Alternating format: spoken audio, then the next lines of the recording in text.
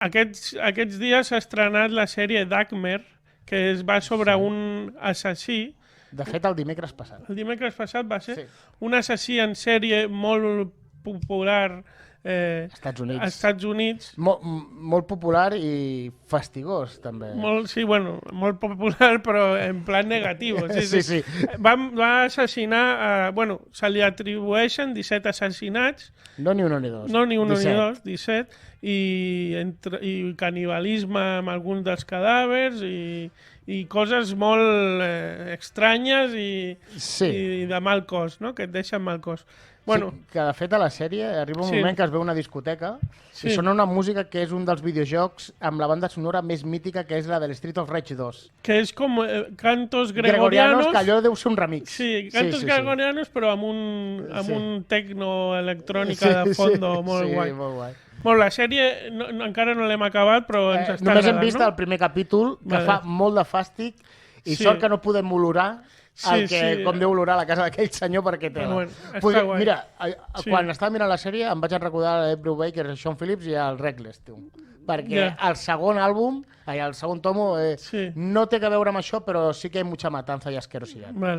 Sí, ens agrada el rotllo de gènere negre i assassinats. Sí, avui estem molt així, sí. Doncs a partir de la sèrie de Dagmer, jo volia recomanar aquest Mi amigo Dagmer, que aquest és un còmic que va sortir ja fa uns anys.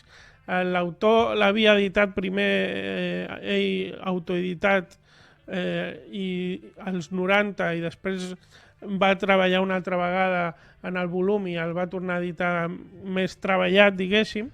I l'autor és un dibuixant underground que té un estil molt underground, molt caricaturesc, amb uns traços així més... Molt, perquè la gent es faci la idea com la sèrie de dibuixos Big Mouth, semblant. Sí, un rotllo, molt indie underground, que no sé, pot recordar Fantagràfics o editorials així més undergrounds, no? I en aquest, l'autor és el Derf Bagderf, que resulta que anava a l'escola amb el Dagmer. Que això és brutal, perquè clar, estem veient ara la sèrie, però hi havia el xaval, el Dagmer aquest, abans de ser un assassí en sèrie, havia anat a l'escola, no? I aquí en aquest còmic, l'autor, que ja us dic, havia anat a l'escola amb ell, doncs explica les peripècies que havia viscut amb en Dagmer quan eren xavals i quan anaven al col·le, no? I que, tot i semblar un nen normal, sí que és veritat que ja feia coses rares que no eren molt normals. No, que ja estaven una mica... La infància d'un assassí en sèrie, ja us podeu imaginar. No, però està bé, perquè segurament hi posarà en alguns moments més pa que formatge, però et dona una idea de com una persona que és de la teva vora pot acabar sent un monstre, com ha sigut el cas de Jeff Dagmer. Sí. En el còmic s'explica molt bé, això, que tenia una infància així. Explica que els seus pares s'havien separat i ell no ho havia viscut molt bé, que havia patit també l'abandonament de la seva família, i també això et mostra una mica com començava a disseccionar animals i insectes a la seva caseta del bosc.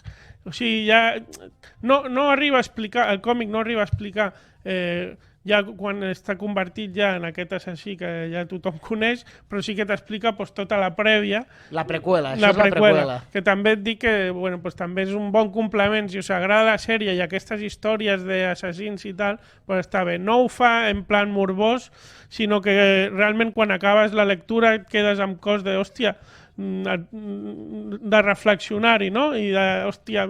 per què la gent acaba tan malament, no? Que assassinant i tal. Sí.